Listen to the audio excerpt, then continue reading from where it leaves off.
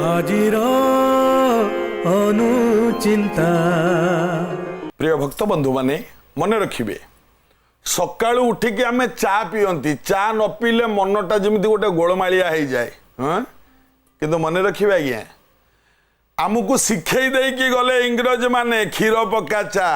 आमे पिउचंती जोति पई हमर गैस समस्या होउची चाटा हैला मुख्य गैस समस्या रो मूल कारण हैला चा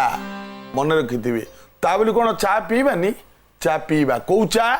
गोटे चार ना होची पंचकर्म चा पंचकर्म कौन आज्ञा पांचटा जिनिस मिसिबो आगुरु बुढ़ा बुढ़ा बापा माने ए चा सब पिउतिले कौन तेजपत्र गोलमरीच मिसिरी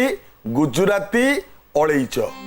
ए पांचटी जिनिस गुंड होइकी पानी रे सिझा हबो सेई पानी को चा करिकी पियंतु मासे पीकी देखंतु आ शीत दिन पई बहुत उपयोगी बहुत दरकारी तार ना हला पंचकर्म चा